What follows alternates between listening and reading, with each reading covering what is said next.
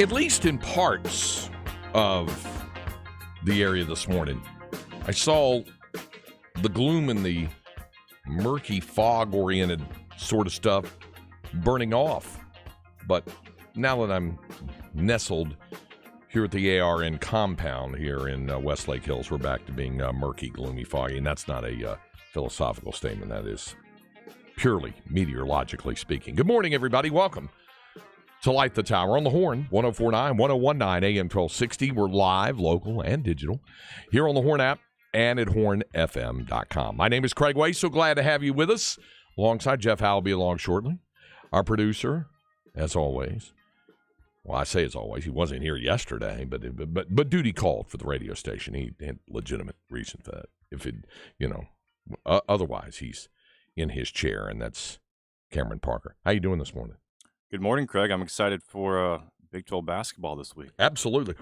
Now, what was the deal you were doing yesterday for the station? I know that we had Happy Jack Farrell sitting in for you yesterday. What was it you were up to yesterday? So yesterday, the WGC match play that's taking place in about 2 weeks. They have a media day. So me and Stu Myrick, Suplex Stu, was out there with Jacob Standard, and we were getting some content for the match play that'll be posted later on YouTube and the Horn social media, so stay on the lookout for that. You got me to thinking here for a moment, because Stu Myrick, of course, he's sideline Stu on the Lake Travis broadcast. Super Bowl Stu, when he's at the Super Bowl there for us. He is, Suplex Stu? Well, that's a wrestling term. So for the match play, right, for that, so that's what I was going to ask. What's the golf? Is he slicing Stu? I don't know. He didn't swing a golf club, so I don't want to say he slices it, because he may be a good golfer. He might be full swing Stu. Could be that. You've seen Stu Myrick. Do you think he's a great golfer? I don't know. Hey, I played with Ed Clements yesterday, and he was striping it everywhere down the course. Fast Eddie can hit the ball. Yeah, there's no doubt about that. He can definitely do that. So anyway, no, that's good, and good stuff out there. And it is kind of sad and wistful a little bit. Everybody knowing this is going to be the last one of these, the Dell match play thing. And here's what's even sadder: I've never been able to go. Yeah. Because I've always, been busy. It's fallen right around that overlap between basketball and baseball, and there's always a baseball weekend or a Sweet 16 basketball weekend or something like that that's happened that's taken me away from it. So unfortunately, I'm going to, it's going to run its lifespan here, at least in this current format. There's little hints here and there, the nudges and winks and, hints dropped by folks over there that, or at least, with the PGA, that maybe it's not the last time that we see golf in the pro golf in the area, in any form. There may be something down the road, the way that they were hinting about this, but in its form right now, the match play, based on how the world of professional golf has turned, and how the golf consuming public takes its golf now, that this format is not going to be able to fit into the schedules that are working. That's unfortunate there, but maybe we'll see something on down the road. Hope so anyway. Would hope so. Houston stepped up, and now they get the event that was usually going to be the Austin week. It won't be a match play in Houston. It'll just be the Houston Open that they play down there. The Shell Houston Open. So, but I would love to see pro golf return to Austin. It's been a great event, and it's sad to see it leave. Growing up in Greensboro, North Carolina, we had a regular PGA Tour stop, the Greater Greensboro Open. Now I think it's called the Wyndham. Wyndham Championship. Yep. It was the GGO when I grew up. I started going to it when I was 11 years old, I think. In fact, first time I ever fell out of a tree was at the GGO. I was at 1972.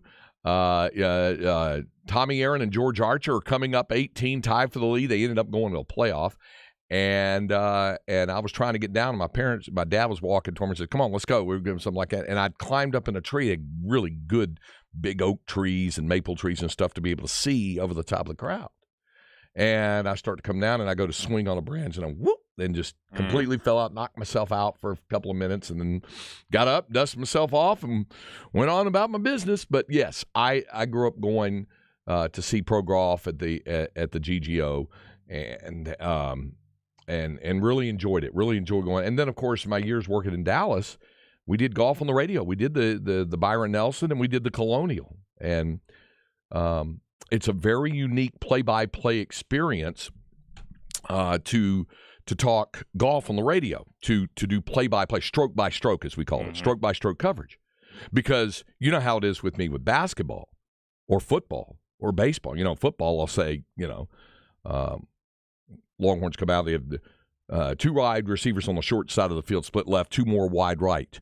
3rd down and 7. Here's a shotgun snap, back to yours, play action, back to throw, over the middle, ball caught, 1st down Texas, blah, blah, blah, blah, blah. Basketball, whatever. Longhorns bring in the front court, Carr across the timeline, sees Tyrese Hunter open, 18-footer, got it, blah, blah, blah.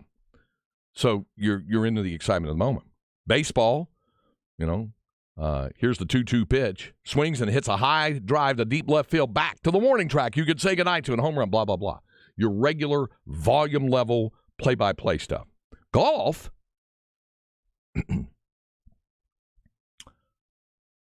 here's Tiger Woods. He's got the red cap, the black cap, red golf shirt, a black sling, standing over about a 15-footer, down the hill left to right breaker. Played back, ball on its way to hold, with a chance to go, breaks to the right, and he knocks it in for the birdie, blah, blah, blah. You start off very low and you have your golf voice. So it's a different kind of play-by-play, but it's fun. It's really, really enjoyable. Always enjoyable to be joined by my co-host, the pride of Northwest Williamson County, a proud graduate of Florence High School. Always. You know him best for his outstanding work at Horns 24/7. He was very, very busy yesterday on the first day of spring football practice. That would be Jeff Howe. How did the Greater Greensboro Open compare to the Greater Waterbury Open?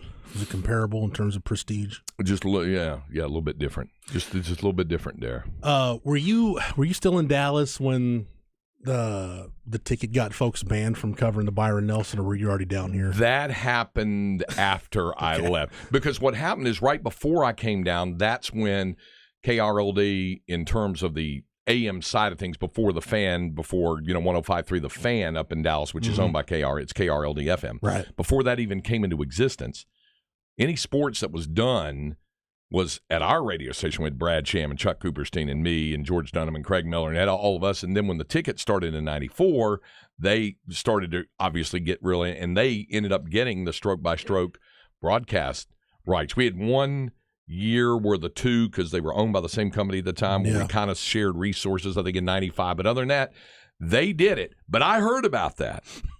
I heard they were getting people banned from the golf course. Yeah, that's a story for another day. So it is. I'll be honest with everybody. I'm just going to go ahead and spoil it right now. Oh. The 2 kind of hot button items coming out of the press conference yesterday, and I gave a quick overview of practice. Okay. Bottom of the hour notebook. We'll dig into the Xavier Worthy thing. We will play the audio that was omitted from the YouTube clip. I have the audio of Sark's rationale for not disclosing the Xavier Worthy injury. We'll get to that, and thank you, Cameron, for cutting that up this morning. We'll get to that, and then probably throughout the second hour, because I don't know if we'll have full-on time to get into it in the notebook, we'll get into Sark's comments about the quarterback situation.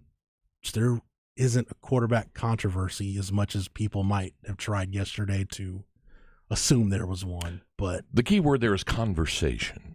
It's quarterback conversation. The conversation is what Sark wants it to be: competition and conversation, not controversy. In other words, guys pushing each other to be better. Yeah.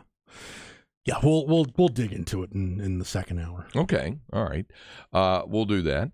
Obviously, there's college basketball to discover. You mentioned, Cam, you were excited about the Big 12 tournament this week, both the men's and women's event. The men leave today. They'll get up to Kansas City. They'll have, I believe they have, I think each team gets like 40 minutes on the floor, maybe. It's 40, 45 minutes, maybe 50. It's either 40 or 50 on the floor where they just get a chance to shoot at the rims a little bit, get a little bit used to that. But their full-fledged practice will be off campus, I believe. I say off campus, not in the T-Mobile Center. It's at a nearby community college is where they'll do that. And then, of course, on Thursday morning, they'll have a shoot-around. It'll be relatively early because they got an 11 a.m. game Thursday, so there'll be that happening But I've gotten used to seeing that as well. You know, Jeff, we've talked about the infamous, I can call it infamous, shutdown of the tournament 3 years ago when we were there. Yeah. Which was, 1 week after you and I started doing a show together? Didn't we start March the 4th? Mm-hmm. And it was March 11th. It was that. It was that because it was a Wednesday because Texas. And I guess it was Thursday when Texas and Texas Tech was playing. I was doing a pre-game show, not Yeah. sure if anything I said was going to be valid at the top of the hour, and Well, it turns out it wasn't. Yeah, it turns out it wasn't. It was actually 8 days after you and I had started doing the show together, which was on the 4th. This was on March 12th because they had the play-in games the night before. They had those. They'd had the 8 versus 9 and 7 versus 10 games. They'd had those. And the thing that also comes to mind that I always remember about that is, you and I have talked about this, I'd come off doing the Southern Conference Championship game for Westwood 1, and I did see that last night when we were doing Longhorn Weekly with Vic Schaefer, that Furman. I watched 5 minutes of the SoCon Championship last night. Did you really? Yeah. Yeah, Furman and Chattanooga were playing. Furman, known as the Paladins, had just the word DINS across their uniform. Yeah, that DINS. was kind of weird, but The DINS. more goofy. Short for Paladins.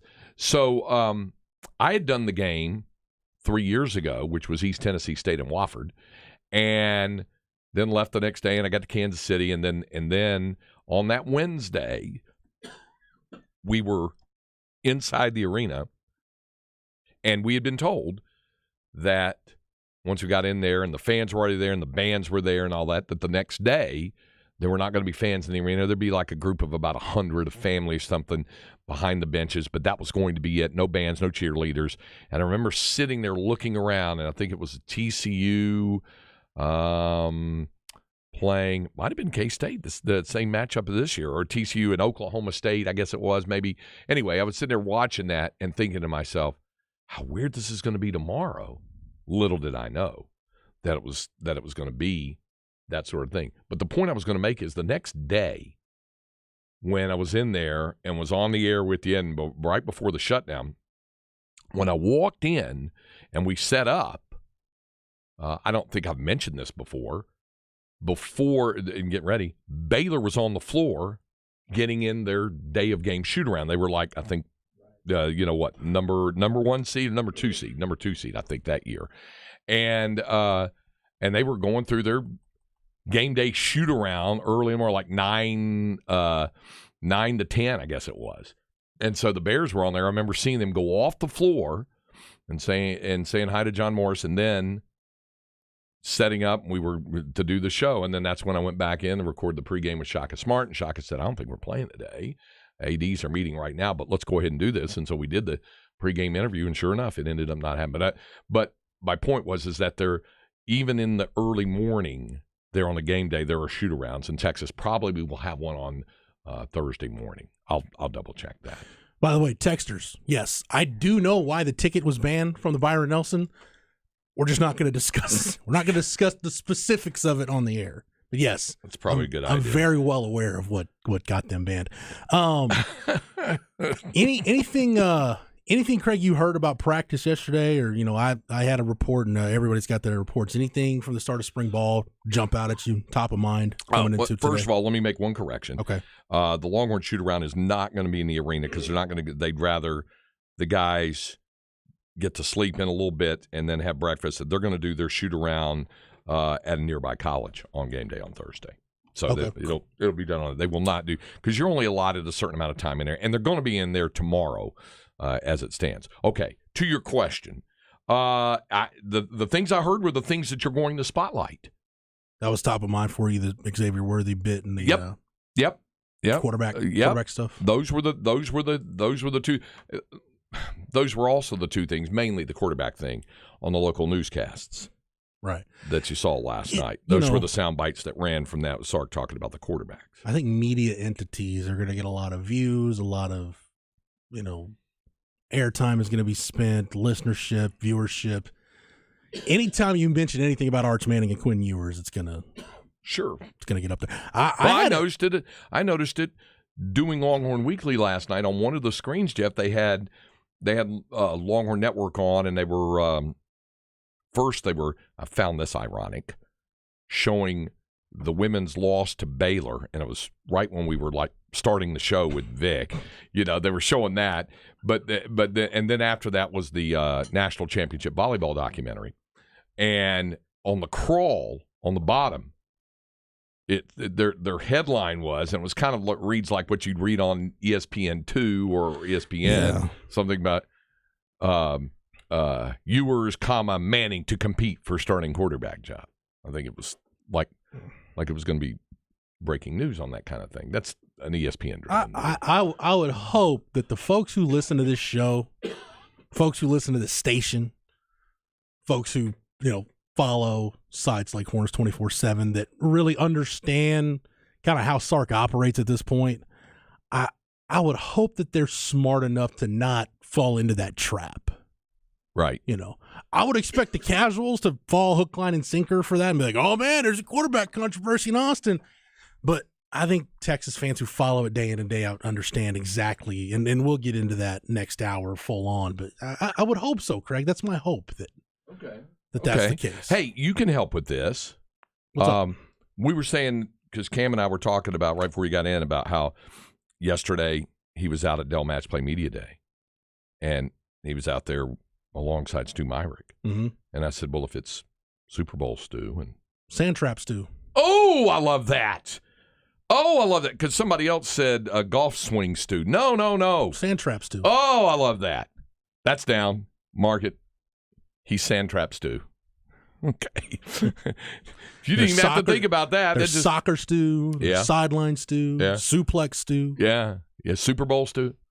Yeah. Sandtrap Stu. Yeah. Okay. That's good. Last night we had a final seasonal edition of Longhorn Weekly, special women's basketball edition with Vic Schaefer. Now, I'm going to tell you something, and then you'll be able to hear it, and you'll kind of understand where we were going with this. On the heels of winning the Big 12 Conference Championship, and so I think I opened the show by saying we really wanted to time out well our last show for women's basketball this year. So we picked Monday, March 6th, and it just so happens it's there to do it, Longhorn Weekly, with the coach of the Big 12 Conference champion Texas Longhorns. So that got the fans excited, and they got to, we're excited about that. We were talking about that. Also yesterday, the Big 12 Conference honors, the awards, were handed out yesterday. It had been the day before for the men, and yesterday it was the women's. Now, you need to know something that came out of that. In case you didn't hear it, first team All Big 12, Rory Harmon, Deanna Gaston. Second team All Big 12, Shaylee Gonzalez. All defensive team, Rory Harmon. Defensive Player of the Year, Rory Harmon. Ashley Jones of Iowa State got Player of the Year. And I think Danny Davis of the Statesman made a good point when he said it's more like a lifetime achievement award for her, because Rory definitely outplayed her during the year. Rory was one of only two players in the country averaging 12 points, 5 rebounds, and 7 assists. The other is Caitlin Clark, who's going to win National Player of the Year. No, but, So, Amina Muhammad named to the All-Freshman team. Shaylee Gonzalez, who was with us on the program, Newcomer of the Year. And the Coach of the Year was Vic Schaefer. Now, the media relations people get the word a little bit earlier just to prepare their coaches and student athletes for that. Mm-hmm. Yep. So they let them know. So that's Jeremy Rosenthal, who handles it and has done a fine job in his first season at the helm there for Texas women's basketball. And so Jeremy is telling Vic Schaefer all the awards, and he's running it down like, okay, yes, that's it. And he gets to Coach of the Year, and he tells him Jenny Baranczyk of Oklahoma won Coach of the Year. Now, Jeremy knew full well that Vic had won, but he just wanted to see if he could get a rise out of it by telling him, and he didn't. I mean, Vic was like, fine, okay, all right, and so on and so forth. So you've probably seen the social media post by now for Texas women's basketball, where Rory Harmon then in the locker room informs Vic after he had told all the players, where the ones that got all Big 12 honors. Mm-hmm. And then she told him, what Jeremy told you was a lie or was not true. You're the Big 12 Coach of the Year, and they all go crazy. It was a nice moment. Okay, that makes the clip make a lot more sense now. Yes. Yeah. Okay? All right. So playing off of that, you're going to hear my reference to this at the end of this. This is last night from Pluckers, which was heard on 105.3 The Bat. And this goes into a conversation where I'm asking Vic Schaefer what it means for this program in his third season as head coach for them to win the Big 12 title after they'd gone 19 years. The last time they won it was 03-04, a shared title with Kansas State. So you'll hear my follow-up where we're talking about the Big 12 honors. And there's kind of an homage paid to Jeremy Rosenthal's effort. So this was last night from Longhorn Weekly. When you win a championship and go through the experience that they've gone through, it's the journey, right? Mm-hmm. And I think it validates the things that I've been, that I try to instill in them off the floor every day as much as on the floor, that it's not easy. I've said this now a couple of times. Everybody wants to talk about winning championships. Like, that's just like the easiest conversation that everybody can have, and yet nobody wants to do what it takes to win a championship. And these kids have done it, and have done it in some really adverse situations. And so I think, again, I've said this is a season unlike any I've ever been through. I've never had so many injuries, so many kids miss so many games. And yet I've got a couple kids that, like Shaylee, I mean, she's logged every game, played in every game, played big minutes in every game, hadn't missed a beat, hadn't missed a practice, hadn't whimpered one time. And so you really come to appreciate, somebody like that. And so, it means a lot. I mean, you don't take any of them for granted. Like, I don't take any of them for granted. You just never know. Just like this season, I mean, good Lord, who knew we would go through everything we've gone through when we started back in the summer and when we assembled this team. And so you just don't take it for granted. You appreciate every minute of every day with this group, and they're a special group. They've really persevered. In today's world, it's hard to find young people that can do that. True enough. I did, before we get to the break here, I did want to get to the Big 12 Conference today announced its awards for women's basketball. And I wanted to, for those who have not heard, these were the award winners that involved the University of Texas. Defensive Player of the Year is Rory Harmon. The newcomer of the year is sitting right over there, and she's going to join us in a few minutes, Shaylee Gonzalez. First team All Big 12, Rory Harmon and Deanna Gaston.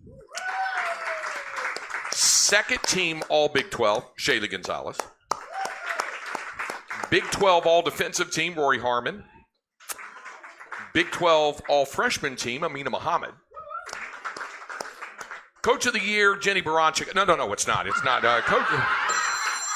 Coach of the Year is Big Schaefer. You think I should take that?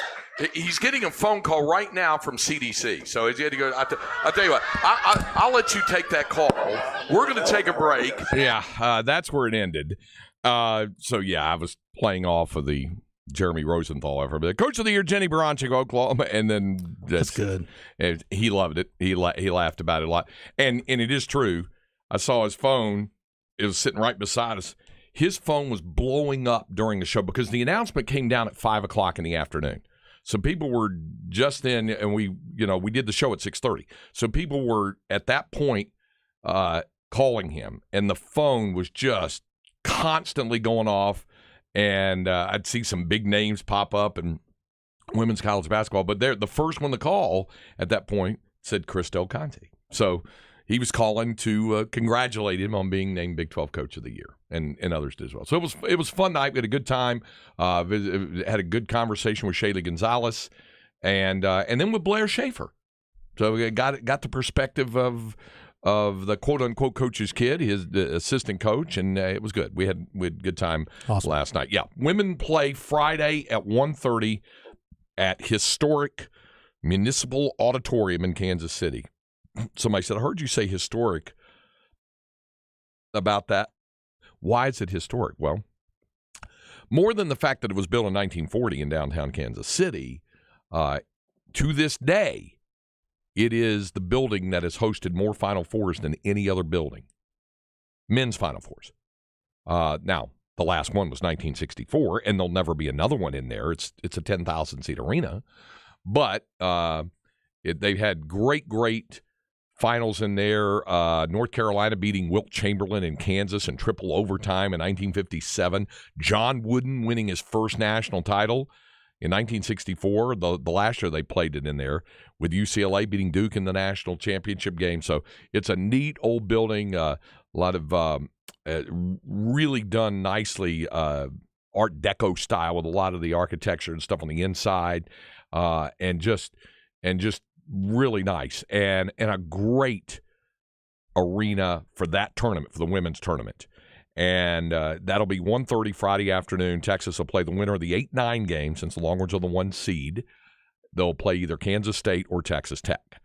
And they play on Thursday evening, I believe, at 6 o'clock or 5 o'clock. Anyway, so that's what's going on there. All right, coming up, we have our Longhorn Notebook.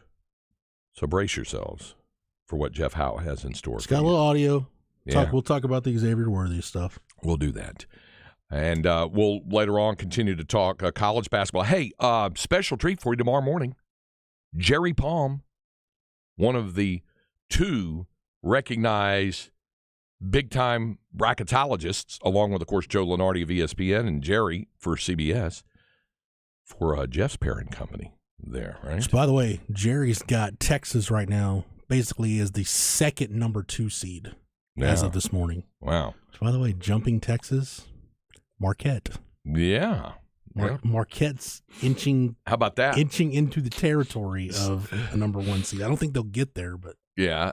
Tomorrow on the program, tomorrow morning, it'll be right out of the gate in the 10 o'clock hour.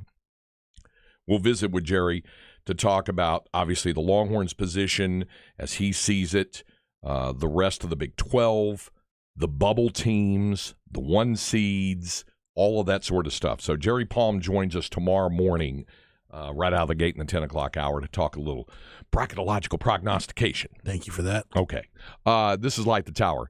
Here on the Horn, 104.9, 101.9, AM 1260. We're live, local, and digital on the Horn app and at hornfm.com. Will the Longhorns be a number 2 seed in the Big Dance? Where will they be set? Will they be in a bracket with Tennessee or the Aggies? All questions will be answered on Sunday. Catch the Horn Selection Sunday Show this Sunday, 5 p.m. to 7 p.m. We'll break down the entire bracket, including the road to Houston for Texas, U of H, and all the top seeds. Plus, team reaction from the 40 acres with Coach Terry and more. Selection Sunday, 5 to 7 p.m. on the Horn app, and at hornfm.com. Weather is getting warmer and nicer, and that's good. How you feeling these days? Do you feel maybe a little bit more tired than you should, or maybe you're just carrying around a little more weight than you wanted to? You just don't feel as well? Our friends from Total Men's Primary Care can help you focus on your health. If you're in that upper 250 to 300-pound weight range and you don't want to be there, Total Men's Primary Care can help you regain control of your life and your weight. This is how they do it. It's a combination of coaching, diet, and medication. Total Men's Primary Care can help you lose the most weight while ensuring that you stay healthy and help your body develop the long-term results. You go online to TotalMens.com. Click on a big yellow button there that says book an appointment. Then you're easily able to book that appointment for yourself or a family member. Taking care of your health has never been easier. Go to TotalMens.com, click on that big yellow button to book an appointment today. Total Men's Primary Care, the doctor's office just for men. For the ones who get it done, Grainger offers supplies and solutions for every industry, as well as access to product experts ready to answer your toughest questions. Call, click, Grainger.com, or just stop by. You know that old saying, things get better with age? Callahan's General Store is fantastic, helping Austinites for 45 years. They want to celebrate with you. Saturday, March 11th, it's the Callahan General Store 45th anniversary celebration. Live music, the Austin fan favorite, the Jonathans. Great discounts going on. Anniversary celebration, sale prices in every department. And of course, they always come with helpful hints for your next project or spring gardens. It's Callahan's General Store, 501 Bastrop Highway between downtown and the airport. Online at callahansgeneralstore.com. And remember, make it a Callahan's Day. Hey, what's up, folks? This is your lifetime Longhorn Rod Babers. Consider yourself a bourbon connoisseur. At Twin Peaks, we're proud to offer an exclusive and extensive collection of some incredibly rare bourbons, whiskeys, and tequilas. Plus, check out barrel selects that are handpicked by their team and bottled just for you. And no one does happy hour like Twin Peaks. Whatever your preference, they have everything from craft beers and handcrafted whiskey cocktails. And don't forget about their 29-degree man-sized drafts. Go to Twin Peaks near you, the Stassi location, the San Marcos location, or the Round Rock location. That's Twin Peaks, eats, drinks, and scenic views. Hey, what's up, folks? This is your lifetime Longhorn Rod Babers. Make your basketball bracket a moneymaker with MyBookie. Getting started is easy. Visit MyBookie online, use the promo code HORN, H-O-R-N, to receive a deposit bonus up to $1,000. That's HORN, H-O-R-N. Grab your extra funds now, and for a limited time only, claim a free entry into the $150,000 MyBookie basketball bracket contest for a chance at big money. If you're the type of guy who likes to fill out multiple brackets to get an advantage, you can do that too. The price of entry is less than an Uber, all for a shot at life-changing money. With so many brands to choose from, you need a platform that makes it simple to bet, easy to use, and easy to win like MyBookie. Visit MyBookie online and use the promo code HORN, H-O-R-N, to receive a deposit bonus up to $1,000. With MyBookie, you're making money before you even place a bet. That's HORN, H-O-R-N. Bet anything, bet anytime, and bet anywhere. As long as you're betting with MyBookie, you're betting with the best. Buying on referrals from others is best. We've built our company on referrals from our great customers. Hi, this is Terry from Weedman Lawn Care. We have local ownership and on-staff turf management PhD and include chinch bug, grub, and nutgrass control in our basic service. Most competitors charge extra. We make your yard greener, thicker, more kid-friendly. Strive to be weed-free and do so with an environmentally sound approach to lawn care. More importantly, here's what customers say about us. Ed M. of Pflugerville wrote, Weedman is the third and by far the best service for yard care we have had. Our lawn looks great and the crew is courteous and knowledgeable. Thanks, Ed. Go to WeedmanUSA.com today for a free, no-obligation quote. Weedman is recommended by landscapers, golf course superintendents, and people like Valerie Kay of Leander, who called us and actually said, This is Valerie, and I just called to say I love you. You do a great job, and everyone I come in contact with is so nice and helpful. Go to WeedmanUSA.com. Lawn care companies are not all alike. Go to WeedmanUSA.com today. Here's Bucky Godbolt for Golden Chick. The chicken sandwich wars are officially over. Introducing Golden Chick's new Big and Wicked Chicken Sandwich. Made with bigger and better chicken, then seasoned with the Golden Chick signature Lotta Zing spice. It's clear the other guys don't stand a chance. And if you want to try the chicken that made Golden Chick famous, get the 9-piece legs and thighs for just $13.99. Available fried, golden roast, or half and half. For the best chicken in the game, it's only at Golden Chick. Golden Chick. Sewell has been serving Texans for over 100 years, and we're proud to serve Austin.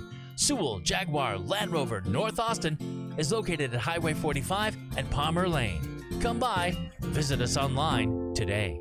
Hi, I'm Brad with Homes by Avi. And I'm Erin Bowersock. We are currently offering incredible incentives at all of our communities across the Austin area. To learn more about how these incentives can save you money on your new home, visit yourlonghornlender.com. NMLS number 1326241. Light the Tower.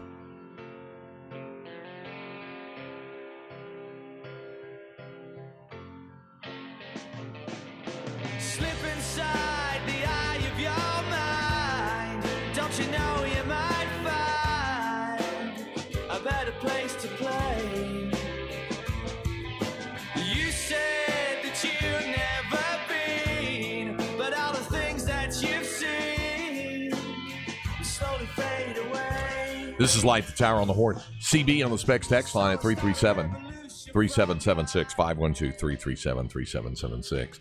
Said, aren't we at or near the 3-year anniversary of Light the Tower? It was Saturday, to be honest. March 4th was the first day that we had that 3 years of Light the Tower on that. And so we sally forth. We continue to move onward with this. Right now, it's time for our Longhorn Notebook. Jeff Howe's Longhorn Notebook. Longhorn Notebook brought to you by Aaron Bowersock, your home loan expert, your Longhorn lender.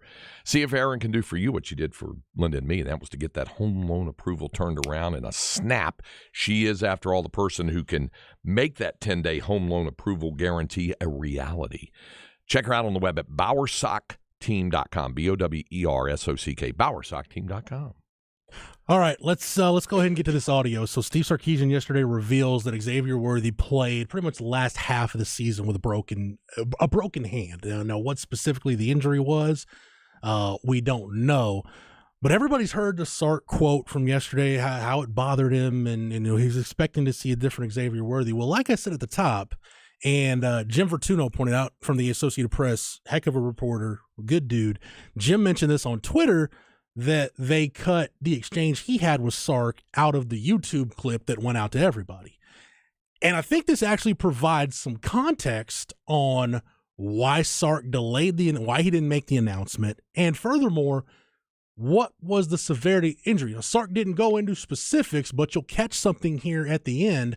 And you'll hear a follow-up from Kirk Bowles that further gets into kind of how bad was it. So keep in mind what you heard yesterday, what everybody digested, and I want to play this audio right now, and I think this provides some more context and some background for it. Why was there secrecy about that? Because I don't have to tell you. Okay, I understand that, but Xavier clearly had a year that people were kind of questioning what was going on with him. This would have been a pretty big development on and our opponents would have known too. Okay. So we have a lot of injuries that can occur on our team that may not keep a player out, that we don't disclose, A, to protect the player, and B, to protect the program. In hindsight, do you wish you'd played somebody else so because he was limited? No, I felt like he was the best option for us. Mm-hmm. Okay. Yeah. Two things there.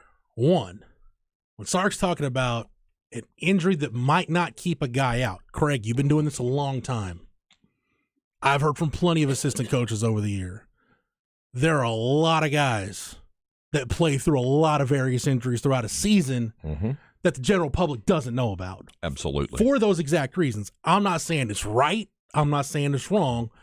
That's just the way some coaches operate. Well, it's to protect the program and to protect the dissemination of information that could help an opponent prepare facing it, knowing that a certain player is injured. Some coaches handle it differently. Yep. Sark's approach is real similar to Mac Brown. And it's from the standpoint that there's no need for that information to be out, don't want it out, and I'll let that out whenever I'm good and ready to let it out at the appropriate time. Yeah. I will also add this.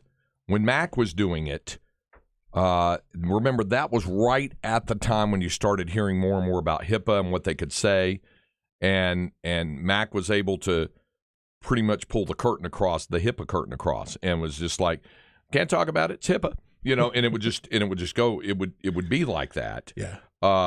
But this is now beyond where there's things that they can say. So then it comes down to the head coach making the conscious decision. I'm not going to say anything about this player, other than because think about it. Last year during the year, Sark would say, somebody would ask him about an injured player. What's the status of Roschon? And he'd say he's making progress day to day. We'll see how it is. And he usually like the Quinn injury last year was the big one. Yep. He got out in front of it on Monday and said, don't ask me about him. He's day to day, blah, blah. And as reporters on the Thursday availability, we still have to ask. Like, that's our job. Like, you have to ask. And Sark's free to answer however he wants. Right. Like I said, different coaches handle it different ways. Like I love Charlie Strong, but Charlie would often bury the lead with injuries. Like, I'll never forget the Monday after the North Texas game, his first game. It gets through, who played well, all this stuff. And then, oh, by the way, David Ash is out forever and Dom Espinosa has a broken ankle. Any questions? Why don't we rewind that to the part where your quarterback's going to probably miss the rest of the year in his career? And then I thought Tom Herman at time was maybe too descriptive with injuries, but the pubic symphysis when he was talking about Jordan Whittington. But that's the way Tom wanted to run it. Like, hey, he would. I'm the head coach. He wanted to understand the science of it. He explained that to me. Yeah. And then, now, was I crazy about the fact that Pluckers, that he went pubic symphysis and said it really loud like that? And he wasn't trying. It came out like that. And we all kind of cringed. All of a sudden didn't seem that appealing. It kind of cringed a little bit there. But he was about I'm lying, Cam. Holy Mac is always appealing. Yeah, right. Had some last night, in fact. There you go. The dissemination of the information in how he chose to do it, because he was really into studying the science of the injury itself. But that, knowing Tom, the little I knew him compared to your interactions with him, it was more of, hey, I'm the head coach. If anybody's going to release injury information, it's going to be me, and I'm going to make sure it's out there. So that way, nobody's going to hear anything from a source. It's going to be, here's what it is, here's what we're dealing with, and here's how we're helping this guy rehab. For better or worse, that's what it is. So there's that part of it, and I certainly get that for Sark. But getting to his later comments to Jim's question and his answer to Kirk's question, I think that tells you the injury, it's one of those weird injuries where it's bad. It clearly impacted the guy's play, but he didn't have to have surgery.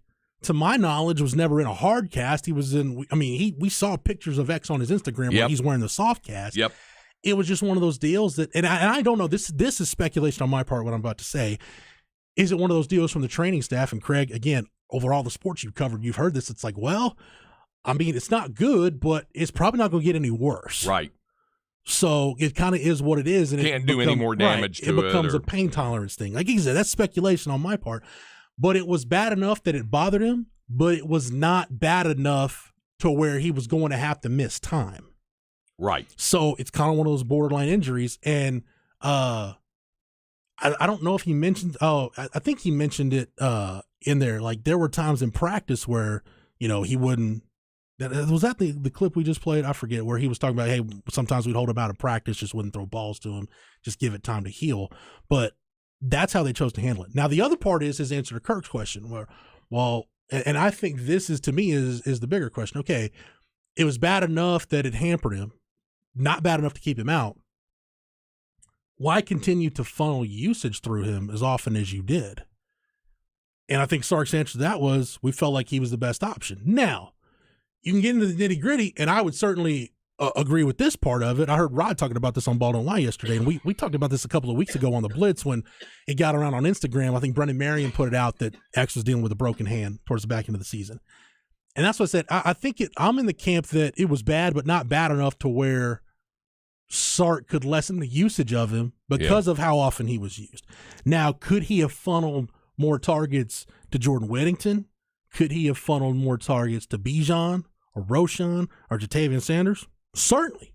He certainly could have. But at the end of the day, it was what it was, and that's why I will contend that as good at times as the 2022 offense was, they left some meat on the bone. They didn't max the offensive capability was not maximized last season. Even though you had a unanimous All-American, you had a Doak Walker Award winner, you could have gotten more out of that offense than what you got. And I think part of that would have been taking some of the burden off of X by funneling your passing game usage to other guys. Now, how did it exactly impact Xavier Worthy? I went through and crunched the numbers, and I looked at Pro Football Focus. So some people might have drop numbers from other resources, but I went to PFF and looked at all the Big 12 teams and their drops. Do you realize, Craig, there were only 2 teams last year that had fewer drops in the Big 12 than Texas did? Really? According to PFF. Kansas had the fewest drops with 9, which we know they, especially once they were without Jalen Daniels, they just didn't throw the football a whole lot. K-State with 9. K-State with 14. They don't air it out a lot. Then tied for 8th in the conference, or 7th, however you want to look at it, or Texas and Texas Tech with 18 total drops. Xavier Worthy had 7 drops. That was tied for second in the Big 12. If you look at, drops compared to targets, that's 10.5% of his targets were dropped. If you go to 2021, though, he only had 3 drops on the year. 4.6% of his targets resulted in a drop. So that production was really out of whack. And we could tell, like the eye test could tell you, okay, there's something that's not right with X. And if Sark had mentioned this right after the season or right after the bowl game, could it have prevented some of the blowback that X got, where I think people could assume, oh, he's lazy, he doesn't care, he's immature, blah, blah, blah. All the stuff that you saw flying around on social media about Xavier Worthy, could Sark have cut some of that off and basically given his wide receiver a little bit of a cushion? Absolutely.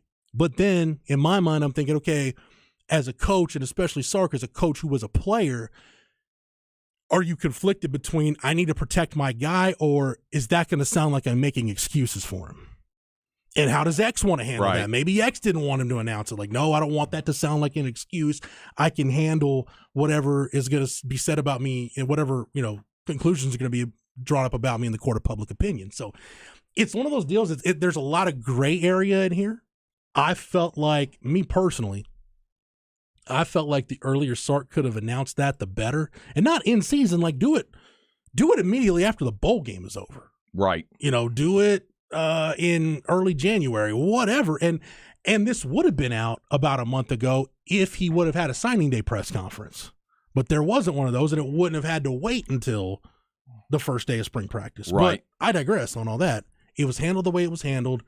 X is healthy, and hopefully we see a much better, more consistent, more productive Xavier Worthy this year. I just think, Craig, at the end of the day, everything I said, the bottom line is there's a ton of gray area in here.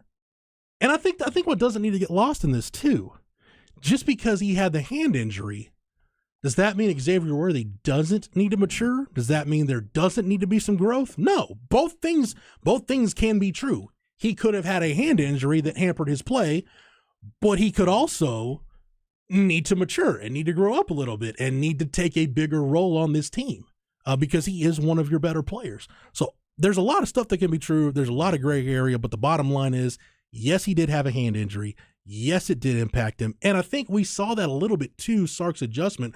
Go back and look at how much 12 personnel Texas ran with 2 wide receivers and 2 tight ends. And part of that was when he talks about being a better option, that goes back to that whole deal we talked about all year last year. Nobody ever really emerged as that number 3 receiver. Casey Kane got a shot at it, and probably once he dropped that ball against Iowa State, we didn't really see him until the bowl game, and they really leaned on Bijan and Roschon from that point. They ran more 2-back stuff, again, used more 12 personnel. So we saw Sark adjust a little bit. I just felt like there could have been more adjusting and a better way to funnel production to your healthier playmakers to take a little bit of that burden off them. But just to me, a ton of gray area. No doubt about it. And knowing X, he would be one of the guys who would tell you, I know I have to be better the next year. He's the competitive side of him has a lot to do with this as well, where he goes from here and his work ethic and everything that he puts into it as well. So, I mean, it's important to keep all of that in context as well. And CB and a couple other texters bring up the point. Did Sark what he did so Worthy wouldn't transfer? Maybe, but I don't know the answer to that. Nobody knows the answer to that except X and Sark. Those are the only 2 people that can honestly answer that question. Yeah. I don't know. It became a popular topic of conversation to use last year when things weren't going well for him. That the thing that bothered me was reading all the stuff from people who said he's just mailing it in. He's not giving effort and all that stuff. And that's a perfect example of not knowing all the facts and rendering judgment. That's why I don't like going there. I don't like going there. And yeah. Craig, we've been doing the show for 3 years, going into year 4. Yep. I don't like going there saying, "Oh, so and so, they took plays off, or they didn't give a whole effort." Like, no, you're not at practice. You don't know. Yeah, like I'll tell you, there's a Texas player playing in the NFL right now that was dogged for a couple of years about, he doesn't tackle the right way. He doesn't, and if people knew the severity of the injury he was dealing with when some of that stuff was being said, that stuff wouldn't have been said. Yeah. But again, it falls into that gray area of and Sark is well within his rights to do this. I'm not saying he owes anybody an explanation or whatever, but the coach views this is how I'm going to protect my players. This is how I'm going to protect the program, and it is what it is. So, yeah. We can continue to discuss it, and feel free. Specs text line is open 337-3776 if you got anything on that. So we'll get to that coming up. We do have Inconceivable next when we continue with Light the Tower on the Horn, 104.9, 101.9, AM 1260. We're live, local, and digital on the Horn app and at hornfm.com. The Longhorns ended the season on a high note. The Texas Longhorns authoritatively take down the third-ranked team, the current Big 12 Conference champions. They dominate. Final score, the Texas Longhorns 75, the Kansas Jayhawks 59. Now it's on to Kansas City, Texas basketball in the Big 12 tournament. Thursday at 6 p.m., pregame at 5:30 on the Horn and Coke FM. I went down to Leif Johnson Ford yesterday. I said, it's time to go ahead and get a new vehicle and visit with Antonio down there. And, you can be as easily accommodated, easier, in fact, even than I was when I went down there to the dealership. It was easy to make the deal and get the new F-150 truck that I got from Leif Johnson Ford. But you can do that all hands-free, so to speak, online at leifjohnsonford.com, L-E-I-F, leifjohnsonford.com. You'll see the entire inventory of new and used cars, trucks, and sport utility vehicles, and then you can pick out the one you want, the one that works best for you, work out the financing option that works best for you, get full value for your trade-in, all online with their digital staff. And then when all of that is said and done, they will deliver your new car, truck, or SUV to your home or office or place of business and haul away your trade. It's that easy. Check them out online at leifjohnsonford.com. Leif Johnson Ford is still the leader. Cold weather and you've done everything right, and you've still got a frozen pipe. Or a burst one. God! Not to worry, call Hambone. Hi, it's Rita from my friends at Hambone Plumbing. When you need an expert behind that wrench, you need Hambone Plumbing. Job number one when Texans are hit with cold weather and sketchy pipes is to have Hambone at the ready. Your pipe's health in cold weather is their top priority. Pipes! 512-388-7030. HambonePlumbing.com. License number M12470. I like to be active, and as you get older, I know it because I am older. You're more prone to injury, and I could not get rid of the pain. QC Kinetics patient Diane Richardson talking about how a hiking injury left her in awful pain. No one wants to live in pain. I certainly don't want to live in pain. I don't have time for pain. Diane had heard about regenerative medicine, so she called QC Kinetics and started treatment right away. And the results were incredible. I couldn't believe it. I honestly was skeptical, but the pain went from a 10 to a 0. QC Kinetics is the nation's leader in using natural biologics, healing properties from your own body to restore and repair damaged joint tissue. There's no surgery, no drugs, and no downtime. The result was phenomenal. I mean, I was not feeling any pain. I'm able to do everything that I want to do. If you have pain from arthritis or injury, this may be the solution you're looking for. Call QC Kinetics now for a free consultation. It was a game changer. Call QC Kinetics, 512-593-4303. That's 512-593-4303. 512-593-4303. To understand what makes Diamonds Direct so different than other jewelry stores, you have to go back 60 years, when a diamond cutter in Israel became well known for his exceptional craftsmanship. His diamond cutting business flourished for decades. Then his sons got involved and started selling these exceptional diamonds to upscale jewelry stores here in America. Then, after a few years, these wholesalers changed the game and started selling these precious diamonds direct to the public at the same prices they had sold to the jewelry stores. The no middleman concept became an instant success, and Diamonds Direct was born. Today, Diamonds Direct provides that extraordinary value to people all over America, leading the industry with the highest quality diamonds that still come straight from the best cutters, offered at the guaranteed best prices, period. Diamonds Direct, a truly revolutionary concept with a unique history rooted in quality, committed to excellence, and always focused on value. Diamonds Direct, your love, our passion. DiamondsDirect.com. It's time for the showdown in Austin, where the PGA Tour's best will go head-to-head, shot for shot. 112 matches, 64 players, one champion. Who will be the last man standing? The 2023 World Golf Championships Dell Technologies Match Play. March 22nd through 26th at Austin Country Club. Tickets on sale now at DellMatchPlay.com. Your garage door won't go up or down, so give us a call. We're all over town. Promise to you is honest and fair. The real Cedar Park overhead doors. The garage door on your house needs repairs. Call Cedar Park Doors and we'll be there. We'll get there fast and we'll treat you fair. Call Cedar Park Overhead Doors.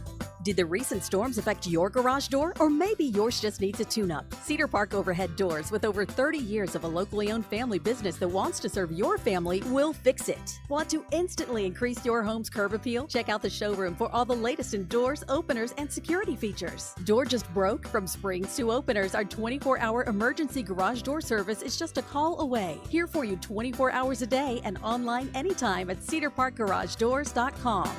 We work really hard while the other guy snores. Happy customers, we have more. We'll get it right and we'll get the job done. We're Cedar Park Overhead Doors. 335-7441.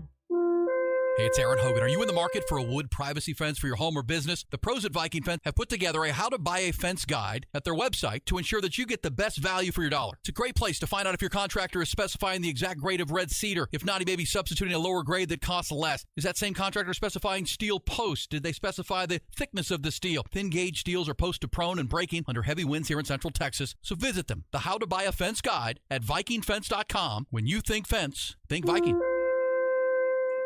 Can't bow wow, can't bow wow, bring your schnauzer and your chow.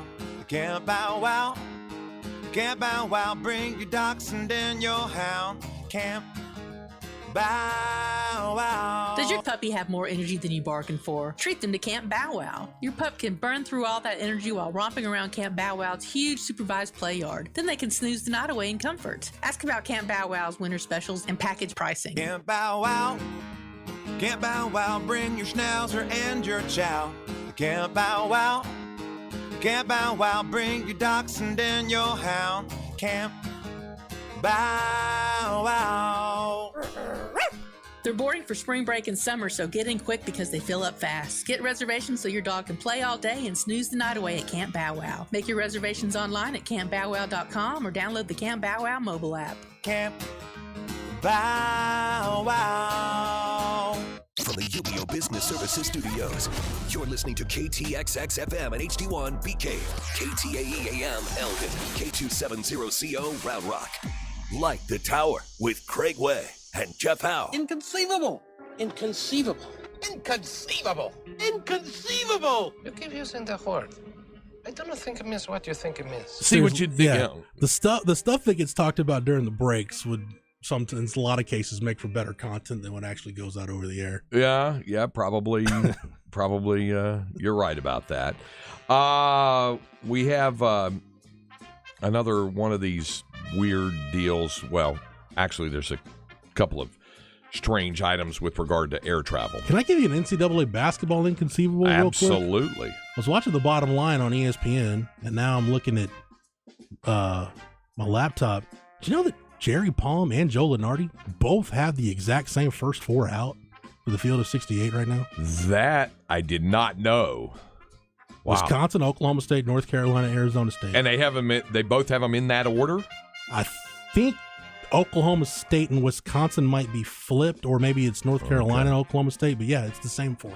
Well, that tells you how important Wednesday night's game is for the Cowboys. That Bedlam game with OU. Yeah. And then, of course, they would play Texas next.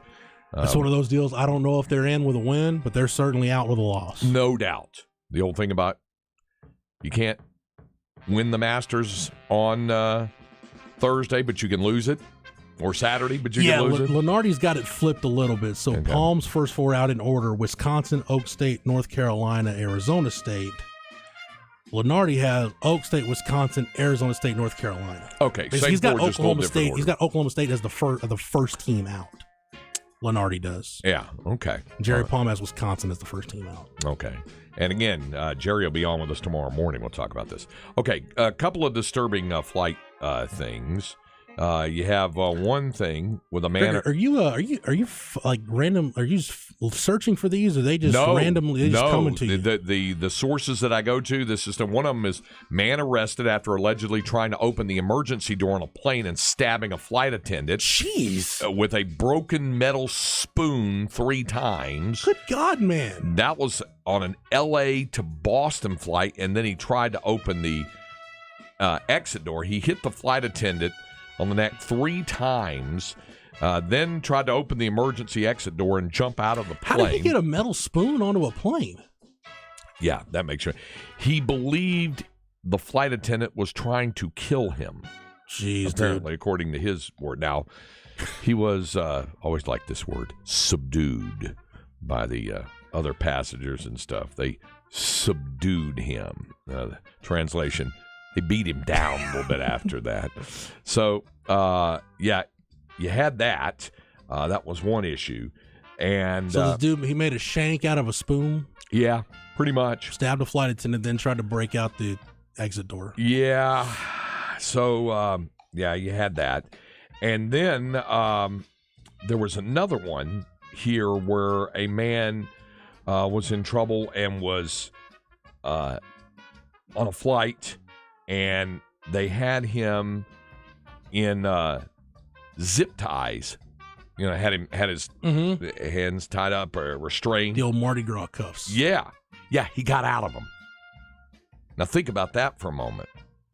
That somebody was able to get out of that. So, and again, restrained. So, it's pretty subdued. It's pretty tough to undo a zip tie. Yeah, that takes some talent, I would say. All right, got a couple of stories for you. One of them is the FBI is investigating the suspicious death of a woman. This death, that's never a good thing. I know. It was a release on Sunday, and the death took place on a Carnival cruise ship. So the woman found unresponsive. Reason 764 why I'm not a fan of cruises. Woman was found unresponsive during the ship's February 27th voyage to Nassau in the Bahamas. Medical staff and crew members attempted life-saving measures after learning she was unresponsive, but the woman was pronounced dead on the ship. Said both the deceased and her husband were debarked in Nassau, and Bahamian authorities have already investigated the circumstances and are conducting an autopsy. They said they're cooperating. So they processed the passenger's room for evidence over the weekend. The incident was isolated. It wasn't a threat to any other passengers after the woman was found dead. The FBI investigates suspicious deaths of U.S. nationals as well as, quote, certain crimes on the high seas. So that's how it's, according to the statement. If you're going to say that, you got to say that, like if you're going to announce that, you got to announce that with a pirate accent. Death on the high seas. Arr. Somebody texted in and said that when I just did Mac Brown that I sounded like Bill Clinton. I didn't think so. Mac is just, no, that neat was deal. You started Clinton, but you got into Mac, yeah. Clinton is, we're going to, you have to understand there's going to be a lot of things we don't tell Mrs. Clinton. So that's a little bit different on that. All right. So here I was telling you about this death on a cruise ship. Perfect time to let you know. Did you know that you can live on a cruise ship for $30,000 a year? Why would you want to do that? Yeah. It says, have you ever dreamed of giving it all up, leaving it all behind, and hitting the road to escape all of your responsibilities? Sounds good, doesn't it? No. It's also expensive. It did sound expensive until now, because now a cruise company, it's called Life at Sea Cruises. Life at Sea. Arg. Life at Sea Cruises is launching a 3-year, 130,000-mile escape your daily life cruise for a relatively affordable $30,000 per year. I'd just go Leon Phelps and get me a houseboat. Okay. If that was the case. They've opened bookings, this Life at Sea Cruises, for a 3-year voyage on the MV Gemini, which sets sail from Istanbul on November 1st. So, on November 1st, 2023, So you have 8 months to get your passport, your vaccinations, and your remote working abilities in order. The company is promising to tick off 375 ports around the world, visiting 135 countries and all 7 continents. The ship will cover more than 130,000 miles over the 3 years, taking in iconic sites from Rio de Janeiro's Christ the Redeemer statue, India's Taj Mahal, Mexico's Chichen Itza, the pyramids of Giza, and several, Great Wall of China. It even slots in trips to 103 tropical islands. And of those 375 ports, 208 will be overnight stops, giving you extra time in the destination. $30,000. I mean, that doesn't sound appealing to me, but it sounds more appealing than the people that leave their worries behind by living like the van life where you're, toting around your grunt in a bucket or something. Right. Yeah, it doesn't sound appealing to me at all. Okay. Well, I did also want to let you know that the latest list has come out. Today is National Cereal Day, and heard Bucky and Aaron talking about it. Oh, it is? Yeah. Your all-time favorite was? I've got to pick one. It's the last bowl of cereal I'm ever going to eat, and I got to pick one. Yeah. You get one. I'm probably going Fruit Loops. Okay. You and Mickey Tettleton, the former big leaguer. Probably going Fruit Loops, yeah. Okay. Great batting stance, Mickey Tettleton. Yeah. Same exact age as me. Really? Born on the same day, same year. Same exact age as me. Mickey and I. I'm actually a few hours older than him. Former Ranger great, by the way. Yep. Favorite cereal, Cam? Honey Bunches of Oats. Okay. There you go. Honey Bunches of Oats. Mine would be Cocoa Krispies. What's the sparest cereal you guys can think of? One that's just oh gosh, why is that a thing? Cheerios? Regular Cheerios I'm not on board with. Some of the flavored ones I like. Honey and vanilla are very good. Yeah. I think Rice Krispies by itself. Rice Krispies are pretty spare.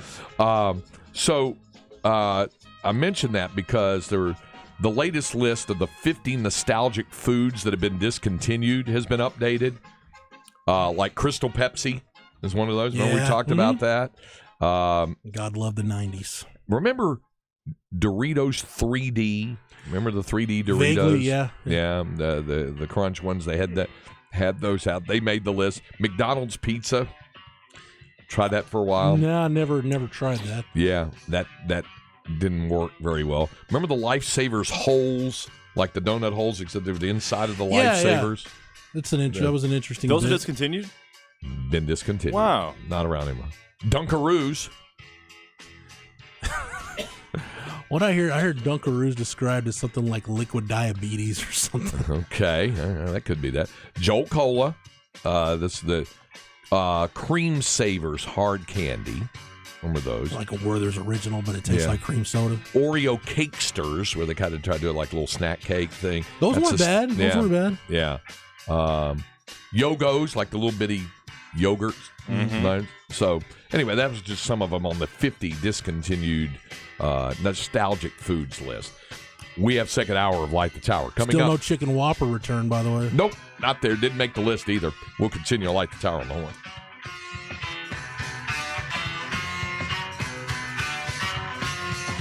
Chad and Zay. You listened start to finish. What'd you think of Appetite? I could see why a 25-year-old Axel was so popular. I could see why Slash was that dude. I felt what everybody felt. That's a huge rock and roll fan. Hey, what's up, folks? This is your lifetime Longhorn Rod Babers. By now, everyone knows that my favorite new tequila is Hot Cat Tequila. It's a brand new year, and you can bring in the new year by breaking out the Hot Cat Tequila. A brand new year deserves a brand new tequila. Hot Cat Tequila. The cat stands for cinnamon, agave, and tequila, and the recipe, just as simple, just as delicious. It's just cinnamon, agave nectar, and tequila. So make this new year the best new year with my favorite new tequila. Turn up this new year with Hot Cat Tequila. It's hard to say what my favorite sports time of the year is because there's so many, but this is definitely in the mix. You've got golf getting into swing, got conference tournaments ahead of the big one next week. NBA and NHL, they're getting ready for the playoffs. Make sure your home entertainment setup is exactly the way you want it by getting in touch with Tom McKay and audio visual consultations. Call 512-255-8678, 255-8678. And actually, I got in touch with Tom McKay this morning. If you call right now, they can do your install next week. Maybe you forgot, maybe you put it off, maybe you think, oh, it's too late, I can't get it in time for the tournament. No, Call him right now. Call AV Consultations right now. They can get you set up before next Thursday so you can be watching it in style. And when I'm not covering the Longhorns, when I'm not out on the road, I'm watching my sports in style on a 75-inch LG TV with a Sonos sound system from AV Consultations. They keep the latest smart TVs and Sonos audio in stock. They're not raising prices like everybody else, so you're not going to get a better deal than what you're going to get with AV Consultations. What I like about Tom McKay and Company, they'll come up to your house, they'll put together a project that not only makes sense for your budget, it makes sense for the amount of space you have in your house. So you want that 75-inch setup like I've got, maybe you need something smaller, or maybe you want to go with that full tilt home theater experience, that screen up to 150 inches. They can make that happen for you too, but do not delay. Call right now, 512-255-8678. That's 255-8678, and let Tom McKay and Audiovisual Consultations help you realize the home entertainment setup of your dreams. If the price you see is the price you want to pay, come see Henna Chevrolet. I went to sign the papers for a new Tahoe and saw the price jumped almost $4,000. I thought it was a typo, but turns out it's for overpriced add-ons like tint and floor mats. So I called Henna, got a price, brought a check, and left with a Tahoe. For a lower price made clear, find new roads at HennaChevyAustin.com.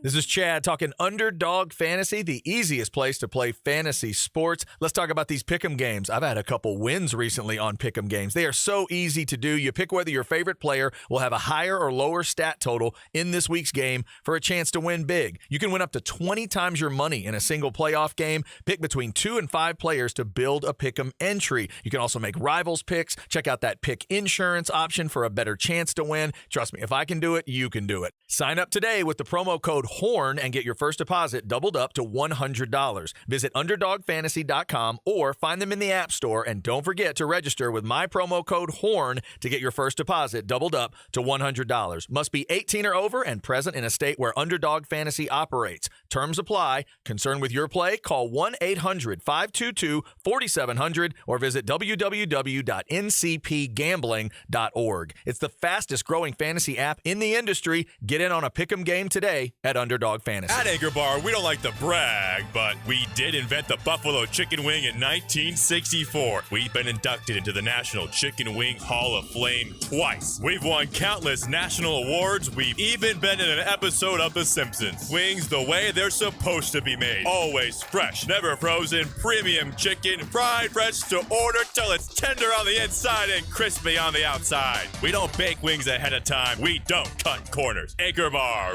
real Buffalo wings. Come experience real Texas grit at Rodeo Austin, March 10th through the 25th. Enjoy carnival fun, a beer and wine garden, fair food, and Austin's largest carnival. Tickets start at just $10 for adults and $5 for children. Get your tickets now at RodeoAustin.com. Your ticket purchase helps grow the next generation of Texas kids. Presented by Coors Banquet, H-E-B, Holt Cat, and Texas First Rentals. Rodeo Austin. It takes grit to grow the next generation. Guests on the Horn appear courtesy of the Vaqueros Cafe and Cantina Hotline. Vaqueros now delivers and offers curbside pickup. For info on placing your lunch or dinner order, visit vaqueroscafe.com.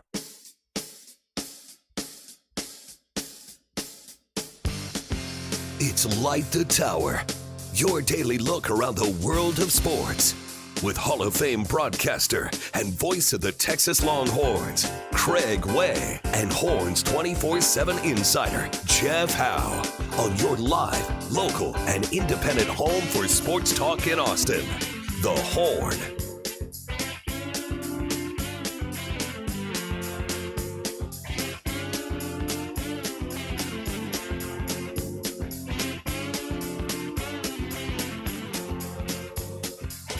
Second hour Light the Tower on the Horn. I know. You guys, this is one good thing about the Specs text line. They let you know in short order that folks did not get to hear the list. The emergency alert system went off. So it's Cameron's fault. Yeah. And just to let you, it's what it basically was is an up. Cameron hit a button. So at Cameron D. Parker on Twitter, if you want to send your complaints. Stop that. That's not your Twitter handle, is it? Yes, Cameron D. Parker. It is. On Twitter. I mean, I know what your email address is. Yeah, email has PXP at the end of it, but that is my Twitter. So. Okay. Don't email. If you want to add me on Twitter, that's fine, but don't. I have too much crap in my email already. Yeah, I won't give your email out. That's more professional stuff.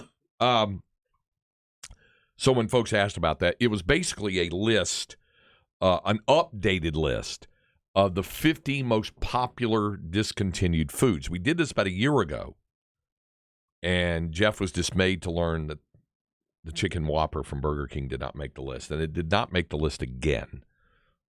So Jeff's kind of a voice in the wilderness on this chicken Whopper thing. I will shut up about the chicken Whopper when there's a Brahms located closer to us than Hillsboro. Yeah, the odds of that are not good. Okay, then. Knowing the history of that whole deal and the guy hating the University of Texas, big Sooner fan and all that when it started off. Then the push must continue. Okay. All right. But with regard to the items, it was like 50 most popular discontinued food items. And one of them was like, we just ran down a few of them. Crystal Pepsi was one. The Doritos 3D was one. Yogos, the little bite-sized yogurt things. Dunkaroos, you know. You know what I had recently that I haven't had in a long time? What was that? It was mixed in with somebody just put it in like a goodie bag for my daughter for her birthday. Yeah. And we don't let Charlotte chew gum because we're like, okay, once your teeth develop and everything, then you can start chewing gum. Somebody gave her a thing of bubble tape. I'm like, I haven't had bubble tape in, I don't know, 20 years. How long before 25 years? How long before you get her doing big league chew? It's around the corner, but the wife and I are trying to change some of our daughter's habits from some of the habits we had when we were kids. You're not worried about it being a gateway to chewing tobacco for her? No, not really. Just like candy cigarettes were not a gateway to me smoking cigarettes. Yeah, right. CB, who's listening online, heard the list. He said, I have Oreo cakesters at my house right now. It says they've been discontinued, but somebody said, I missed the grilled stuffed burrito from Taco Bell. They'll probably bring that back eventually. So anyway, those were a few of those. Here's an interesting question on the Specs text line. It said, would like your two perspectives if you think the conference regular season champion should get the automatic bid or the tournament championship. How do you feel about that? Should they? Yes. Will they? No. Do you know why? Because the conferences want the money for the conference tournaments. Yeah, the TV revenue is coming off of that. That's all the conference tournaments are about the TV revenue. And if you're going to get that TV revenue, there's got to be something in it for the networks. So put that automatic bid on the line. I would just say this. It depends on how you view it. It's going to be viewed differently. The prism's going to be viewed differently. Depending on whether you're associated with, rooting for, or whatever, a mid-major as opposed to one of the Power 6 leagues. Or as Chris Beard used to call them, BCS. That always kind of bothered me. Yeah. The BCS. Been gone for about a decade there, Chris. It's Power 6. The Power 6. They're Big East, Big 12, Big 10. I'll just do some Pac-12, brackets in the quote and say Power 6. ACC, SEC, and Big East. Because they certainly deserve to be included in that. That's my favorite conference tournament, by the way. Big East? Okay, so you know where I come from. I come from ACC. Yeah. And by the way, the ACC, because it's a bit down this year, as we know, there was I've been told there's been a change in the announced teams for the Big 12 Conference tournament. And I could see where this would bother not only the person affected by this, but also people grow used to them. Fran Fraschilla is going to do, I believe, the Wednesday-Thursday games. Mm-hmm. Dick Vitale's coming in on Friday into Kansas City. Dick Vitale and Jay Billis, of course, have the call on what tournaments they choose to work. And with the ACC being down this year, supposedly Dick Vitale didn't really care that much about doing the ACC. So I know this because people ask me about it. He had a good time on Saturday, with the Texas-Kansas game. He really did. It's awesome. Is the ACC tournament, is it in Greensboro? Yes. See, that's where the ACC tournament should be every year. Should be in Greensboro. They've moved Shouldn't the be ACC headquarters out of Greensboro, unfortunately, my hometown. But the tournament there, it's unbelievable. Doesn't when need it's to be there. in Tampa. No. It doesn't need to be, I think they had it in DC or Atlanta. I think they had Atlanta. Atlanta one year, yeah. Does not need to be at Madison Square Garden. That was weird. Yeah. And one year, I think it was in Brooklyn, That's, too, at yeah, Barclays it has been Center. at Barclays Center. That's why I love the Big East. There's something special to me still about being there at the Garden. That league playing at the Garden. Mm-hmm. I agree. I agree. The one year, like when it really sunk in for me, where's one of the years Georgetown was really good under John Thompson III, Roy Hibbert and guys were rolling through there. It was that one of those Georgetown teams against a Pitt team that was like Levance Fields and DeJuan Blair, one of those Jamie Dixon coach teams. That was a Jamie Dixon team. And they're doing the player intros. I'm like, man, it's like there's just always something special about Saturday night Big East championship game at the Garden. I grew up with it being like that for the ACC tournament. It was Saturday night, was a champion, and still is now. They've gone back, back to Saturday night, crowning it. They were on Sunday for a while. Big 12 was on Sunday for a while. Now it's to the point where it's just the SEC and the Big 10 are on Sundays. It's for TV. Yes, CBS, because they have, Jim Nantz, who's calling his final NCAA Final Four this year. Jim Nantz and Jim Nantz and Bill Raftery and Clark Kellogg, whatever, or Jim Nantz and Bill Raftery would be there on site, and they go to them after when the selection show begins. They get their thoughts on it as well.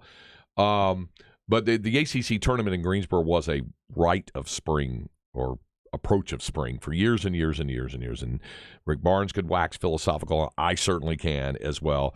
I've always been a fan of conference tournaments because I grew up around that where you had to win it. Now, I know the dynamics completely changed now. But for the mid-majors, it has not. And if South Alabama had not fallen in the final seconds last night to Louisiana in the Sun Belt Conference tournament, you would have had the number 8 seed going to the big dance. Right. You would have had that there. It gives, I would say this, it also gives teams hope and a reason to continue playing. Let's say they're out of the race for the regular season title by early to mid-February. There's still that hope that they've got one more shot when they get to the tournament. And I understand people saying that, who was it? Eastern Washington, I guess, that got beat by Northern Arizona in the other day in a championship game, and that you didn't have the number 1 seed getting in, and somebody said, yeah, that's just bad. They need to make a provision for this. They were playing at home and earned that right by winning the regular season title. How much more do you need to hand them? So at some point, you got to take care of your business. Yeah. If you can't beat the teams in your conference, chances are you're going to struggle on the road. Now, the flip side of that would be the Big 12 because of being as brutal as they are with that conference. But the Big 12 this year has, I believe, the most wide-open tournament it's ever had. And I could see – I don't know that I could see Oklahoma winning it. And in fact, for that matter, I don't know that anyone who's not a top 6 seed can win it because I don't think they win 4 games in 4 nights. But certainly the top 6, any of the top 6 can win it.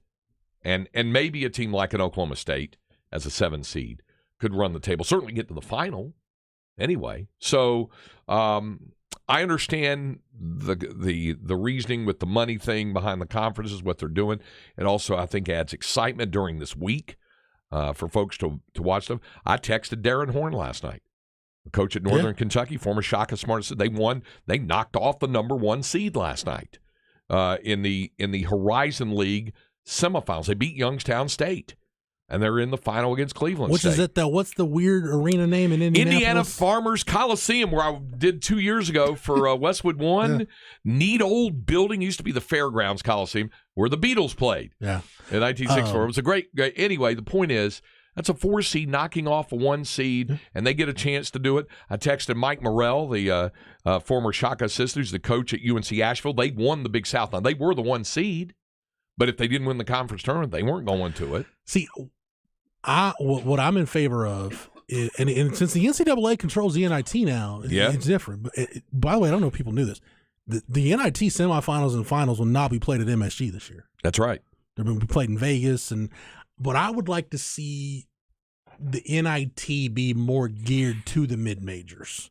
Like if you win your conference regular season, even if you lose the first round of your conference tournament, you still get basically an automatic bid to the NIT. Yeah.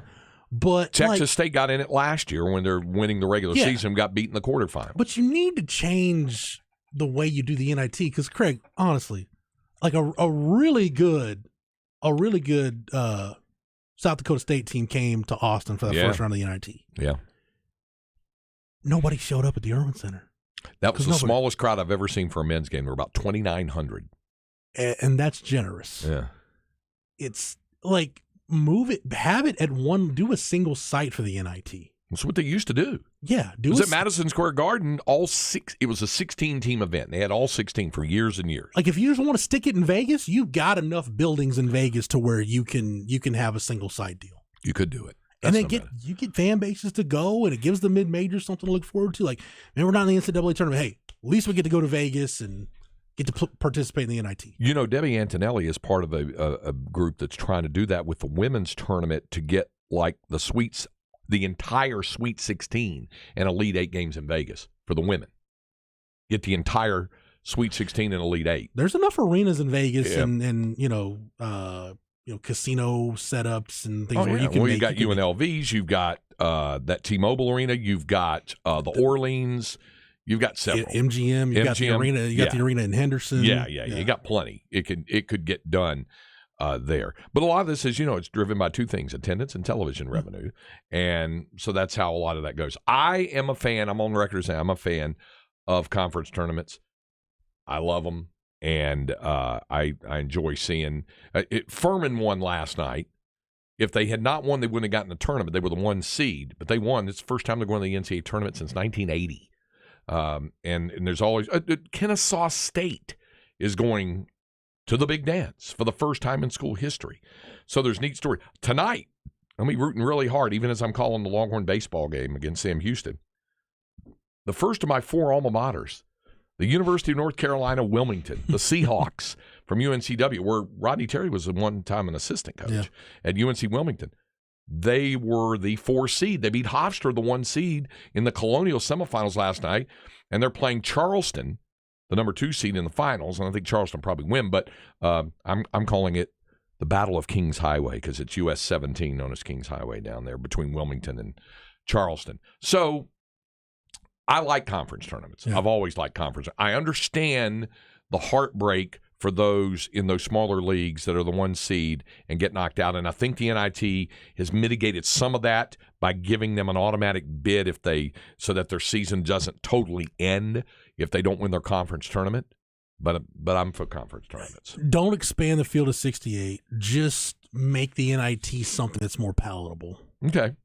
And the other 2 events, the CBI and the CIT, the College Insider. The College Insider tournament does not allow any Power 5, Power 6s. I don't think the CIT exists anymore. Well, maybe it's gone now. I know they, the pandemic might have killed it off.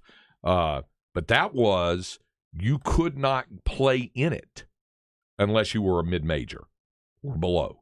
You couldn't play in it as a Power 5. Yeah, 2019 was the last year for the CIT. Yeah. So it's good. So the CBI is left.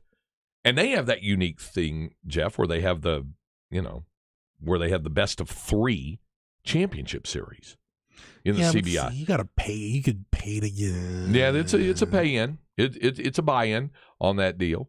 Detroit Mercy will buy into that thing because they want to see Antoine Davis break the record. And I know we're up against it, but just expand. If you're gonna just get rid of the CBI, just expand the NIT, make the NIT something worth watching, paying attention to. It's never going to rival the NCAA tournament, but you can take the NIT and do something with it more than what you're doing now. I was telling my son Andy the other day, I said, I hope Texas never, ever, ever plays in the NIT again unless that's the only avenue, if they're not going to the NCAA tournament.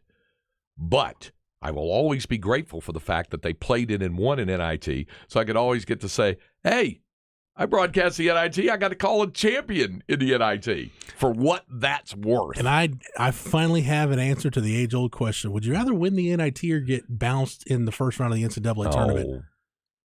100% you want to go. You want to be a part of March Madness. Yeah, you do. Yeah, you do. You really do. All right. When we come back, we've got our Flex 30 update and this hour's Longhorn Notebook when we continue with Light the Tower on the Horn, 104.9, 101.9, AM 1260. Live, local, and digital on the Horn app and at hornfm.com. Chad and Zay on the Horn. I did have a weird question, though, for you ladies out there. If you're on a golf course with another woman and you outdrive her, what's the joke? How do you joke with her about outdriving her? What's your joke? Do you still make a joke? And is it still kind of a rip on femininity joke, or is it different? Just let me know. And what happens if you outdrive a man? What do you do then?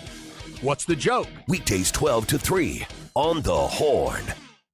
While we have had some decent weather of late, it is possible that it could get nasty again here in the near future. Maybe you've got concerns about your roof. Are you one of those folks who had tree branches fall on your roof when we had the recent ice storm? Or are you concerned about it? We had some hail in the area last week, and we could be just down the road for some more inclement weather. Well, if all of that is affecting your roof, remember my friend John Hardy and the great staff at Divided Sky Roofing and Solar. If you're concerned that you might have some roof damage, John can give you an honest assessment. And if you do have damage, it's possible you can get a new roof with those Timberline solar shingles. All of the solar products are eligible for a 30% tax credit with no money down and as little as $100 per month. So if you think that it's too expensive, if you checked into the past, check again now. Because with solar shingles, you own your own power. You pay yourself each month, not the power company. It's just a 15-minute phone call or one of those virtual online appointments with Divided Sky to help you get all the information you need on a new roof with solar shingles.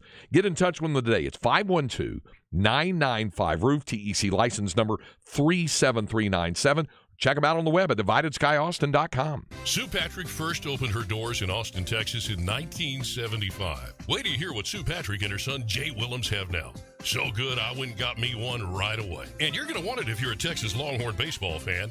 They're Nike replica jerseys. You can get them in burnt orange, white, or ivory, and what I got, the throwback, the vintage look in ivory with real thin burnt orange pinstripes. Oh, so good. It's got the applique letters, not the screened-on stuff. Spells Texas across the front and the center, the Nike embroidered swoosh, an embroidered Longhorn logo, left sleeve, an embroidered American flag. It's made out of that patented dry-fit poly-moisture wicking material, so it'll be good all year. It's the same one our championship athletes are wearing. It's engineered for you, sizes small through 3X right now at Sue Patrick. They're in North Austin on Burnett Road at North Loop Boulevard. Park right in front of the door. SuePatrick.com. I said SuePatrick.com. How about a little history tour for you? 10,000 years worth to be exact. What is it? Inner Space Caverns, of course.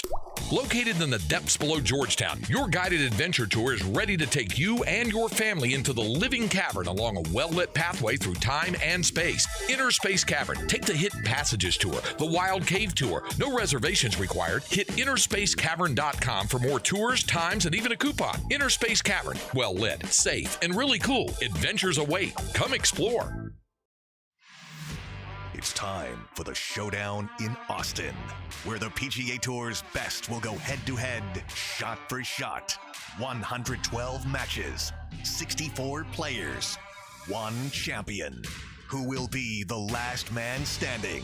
The 2023 World Golf Championships Dell Technologies Match Play, March 22nd through 26th at Austin Country Club. Tickets on sale now at DellMatchPlay.com.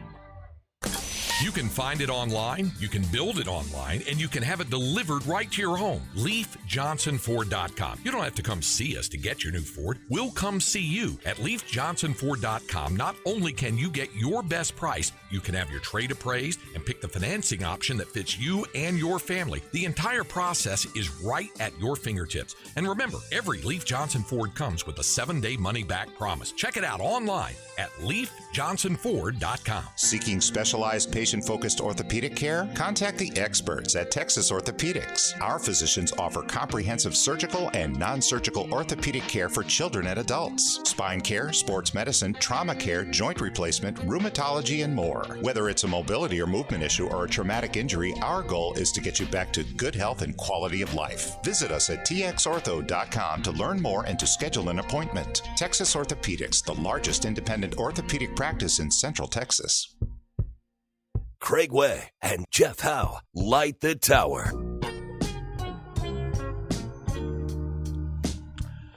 We continue with Light the Tower on the horn. J-Dub on the Specs text line says, we need more taco casas in the area. I'm for that. Got that one out there in Hutto. Linda and I have availed ourselves of that before, so I understand. Totally get on board with that.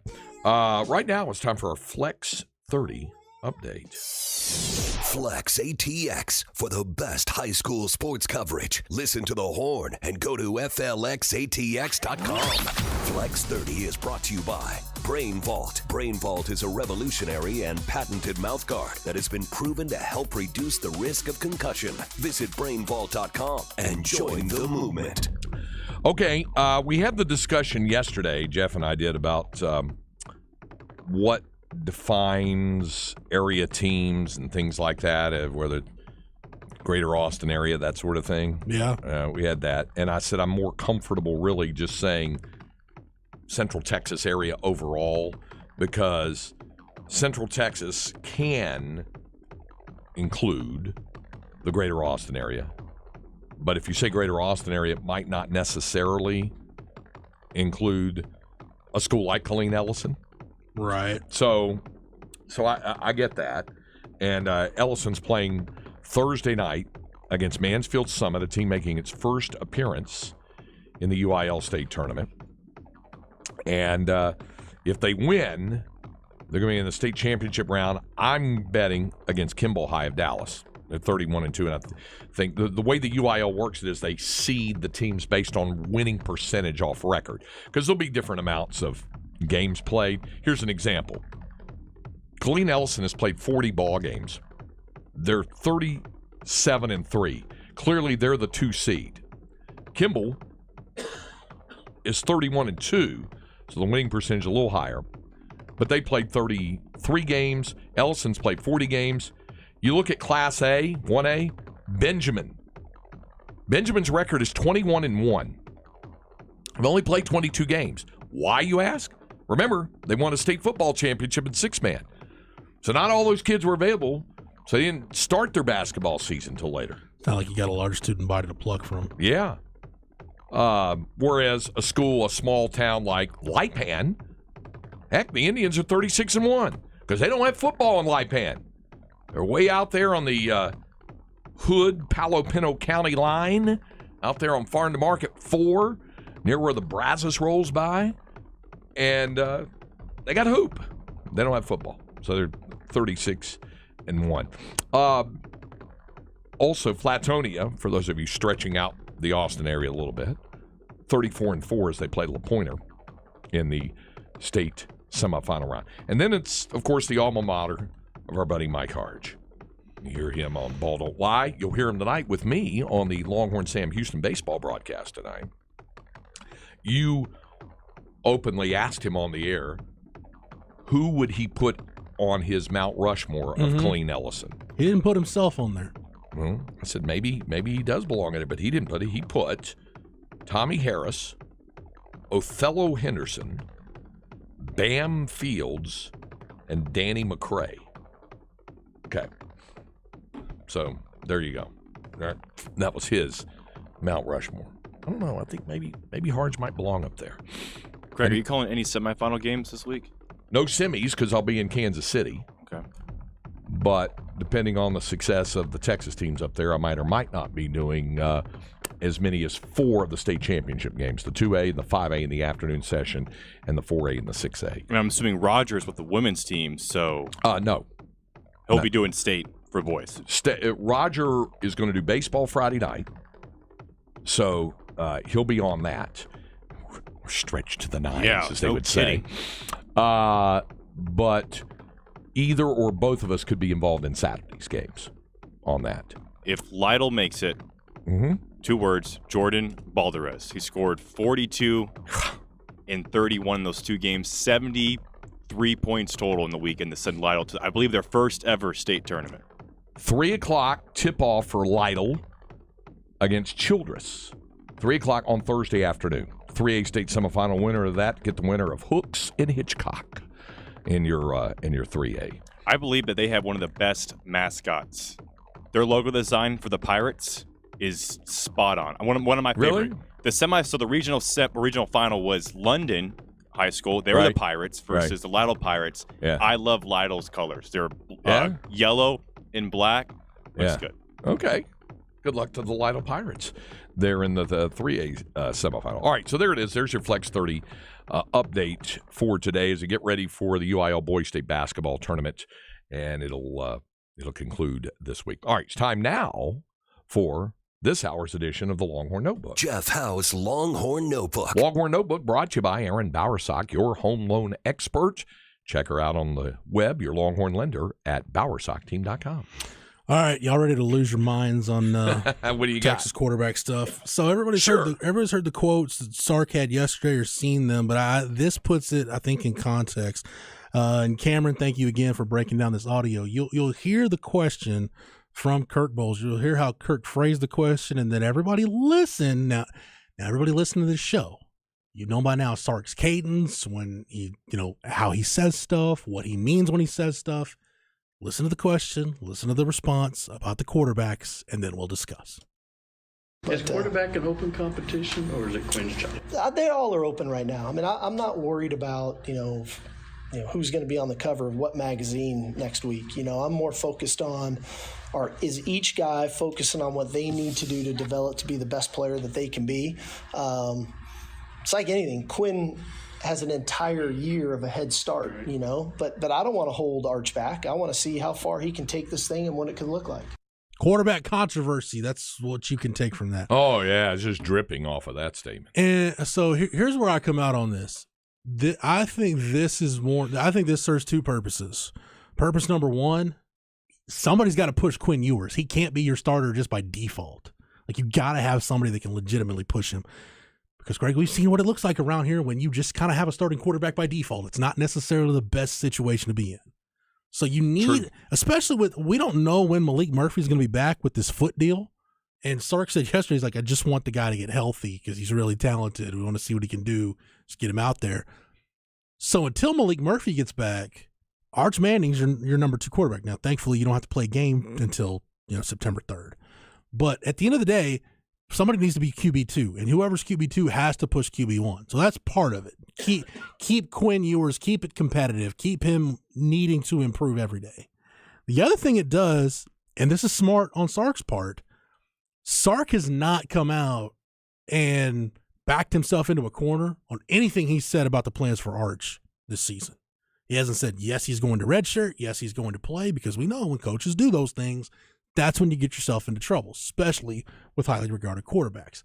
This is Sark saying, look, don't just assume he's going to redshirt. Like, if he's good enough to be the backup quarterback, I'm not going to hold him back just because it would be in the program's benefit or his benefit or whatever to redshirt. If he's good at it, and I don't think he would have said that if Arch and his family weren't on board with, hey, if he's good enough to be our backup quarterback, the possibility exists that he might have to play. Mm-hmm. Which the Manning family went through that with Peyton. Like, Eli got the red shirt, great. Peyton was going to red shirt until that slew of quarterbacks in front of him, including Todd Helton, got hurt, and Tennessee was down to just Peyton. That was it. That's all they had at quarterback. So stuff can happen, and Sark knows better than anybody, Craig. He's going into year 3. Each of his first 2 years, by the time he got to game 3, one because of performance, the other one because of injury, he had to go to the backup quarterback by game 3. So don't leave anything to chance. Arch Manning needs to prepare like he's going to play, and he needs to believe that there is a chance that, hey, if it comes to that, you need to be ready to go be the guy because we might need you to play. True. So I don't think this is, he doesn't trust Quinn or he's promised anything to Arch. This is Sark managing the quarterback position, how it needs to be managed. And I went back and looked at it again this morning, Craig. for this Texas program, in the last 15 seasons, or last 20 seasons, in the last 20 seasons, in 15 of those, Texas needed 2 quarterbacks to get through the season. Either the backup had to start a game or play a significant portion of games. You've only had 5 seasons in those last 15 where the starter went wire to wire as the guy. And even in those situations, or 6, even in those situations, like I said, the backup he needed to play had to play significant snaps at some point along the way due to injury or whatever. So history tells you, law of averages tells you, you're going to need your backup quarterback to take significant snaps. If he doesn't, great, but you need to prepare him like he does. And right now, until Malik Murphy's healthy, Arch Manning's the only option you've got. So, therefore, you have to keep pushing him to Therefore, push. Quinn sucks and Arch has been promised a job. Yeah, and, there you go. There you go. That's And then Adam Schefter mentioning it yesterday. Like, I get it. They're the Manning family, the first family of football. Anything the Manning family does, it's going to get headlines. But, folks, trust the people that are on this beat day in and day out, that follow this program day in and day out, that have boots on the ground, that understand what's going on before you just run to Twitter or Facebook and lose your mind. Why should they trust you, right? I'm not even saying me specifically. There's a slew of really good reporters that I've used slew twice in this segment, by the way. I think I deserve an award for that. Slew? There's a lot of good reporters in this market that do a really good job covering this team. Whether it's me or somebody else, pick one you like and follow them. They got a much better idea of what's going on in Austin than Adam Schefter does. So that's true. Just it's cool. But you go on social media, Craig. You go on Facebook or Twitter. It's like, oh, see, Quinn's going to transfer. And no, I like to believe our listener base and my readership at Horse 24/7. I know you guys and gals are smarter than that, than not to take that bait. And I saw enough of you just telling people not to take the bait yesterday. But does that not put into context, Craig, what we're dealing with here? I think it accurately frame it well. Yes. Cameron, you got any thoughts on this?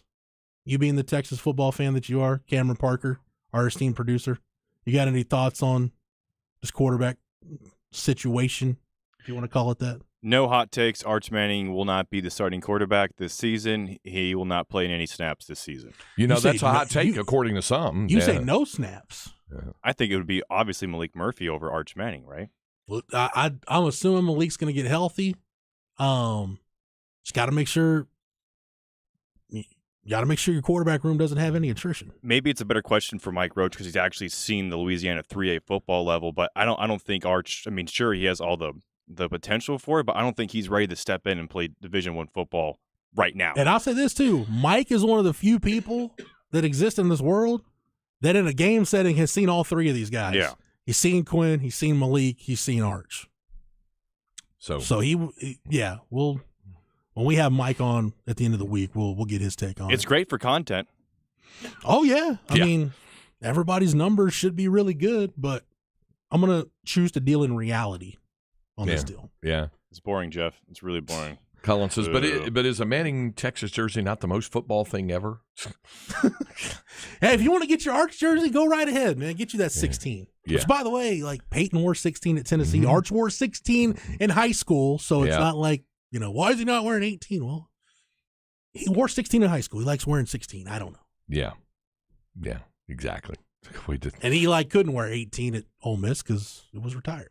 It was. Pops. I thought that 18 miles per hour was a gimmick, but after going to Oxford, it's not. It's legit. It's real. Yeah. It's a real deal. It's 18 miles an hour. All right, we'll be back to wrap up today's edition of Light the Tower on the Horn. Chad and Zay broke records for missed tackles and won the Doak Walker Award. Now, knowing Jerry Jones, he'll probably muck that up.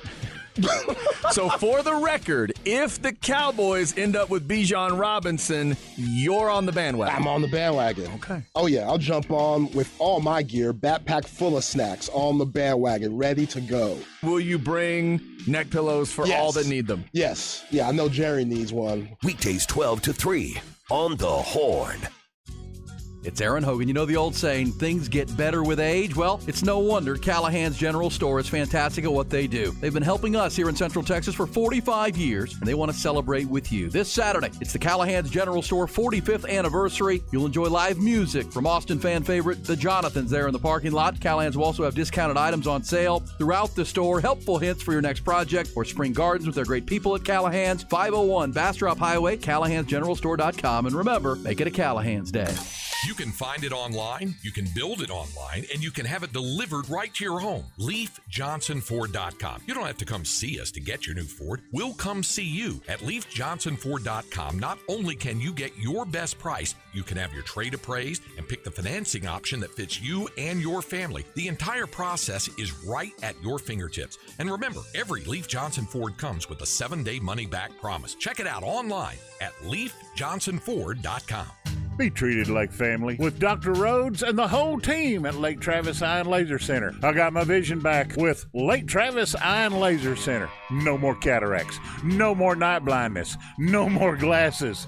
If you're having any kind of vision issues, give Lake Travis Eye and Laser Center a call today or check them out online at LakeTravisEyeCenter.com. They are my family and will treat you like family too. The newest technology when it comes to cataracts and laser lens replacement. Lake Travis Eye and Laser Center. Tell them Ken sent you by. Without the ones like you, who work tirelessly to keep things running, everything would suddenly stop. Hospitals, factories, schools, and power plants, they all depend on you. No matter the weather, emergency, or time of day, you're the ones who get it done. At Grainger, we're here for you with professional-grade industrial supplies. Count on real-time product availability and fast delivery. Call, clickgrainger.com, or just stop by. Grainger, for the ones who get it done.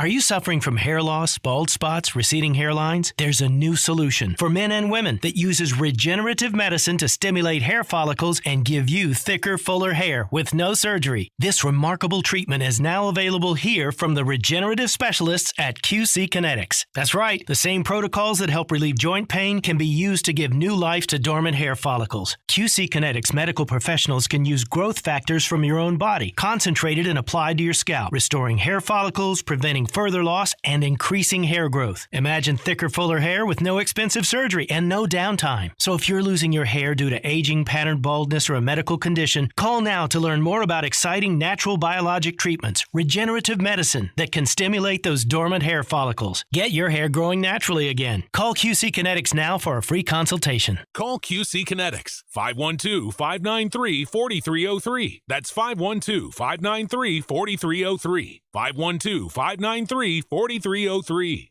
Having trouble finding a dealer with used vehicles? Not at Round Rock Honda, Round Rock Toyota, Round Rock Hyundai, and Round Rock Genesis. Our used vehicle selection is second to none. Your current vehicle could be worth much more than you think. We're giving top dollar for your used vehicle. Stop searching and get a great used car deal. Round Rock Auto Group, with fine dealerships like Round Rock Honda, Exit 254, I-35, and RoundRockHonda.com.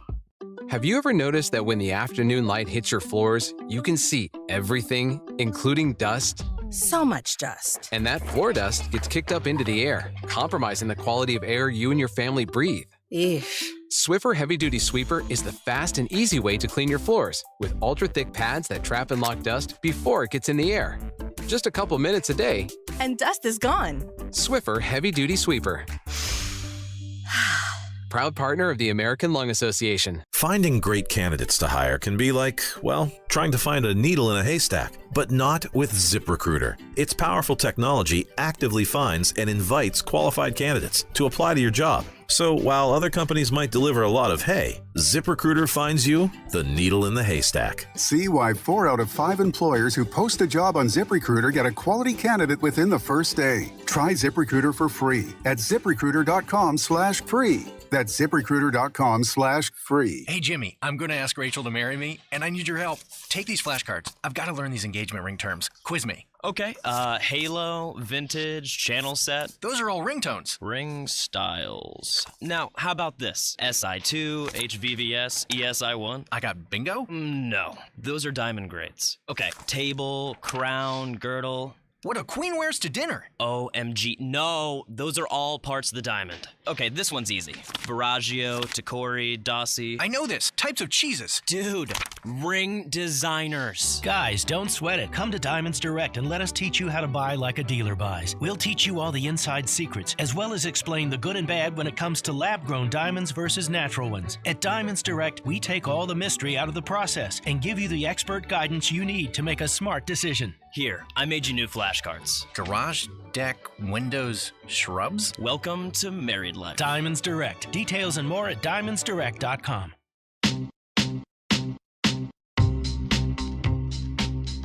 We're done for today's program.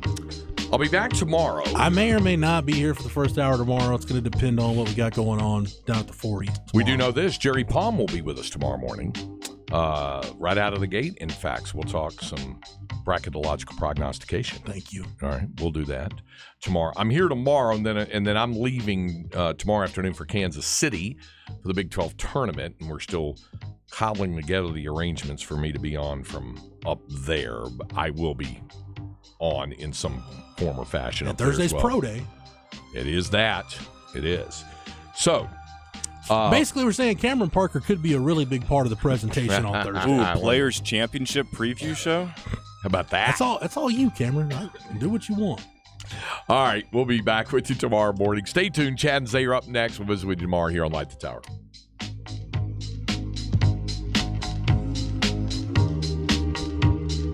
Will the Longhorns be a number 2 seed in the Big Dance? Where will they be set? Will they be in a bracket with Tennessee or the Aggies? All questions will be answered on Sunday. Catch the Horn Selection Sunday Show this Sunday, 5 p.m. to 7 p.m. We'll break down the entire bracket, including the road to Houston for Texas, U of H,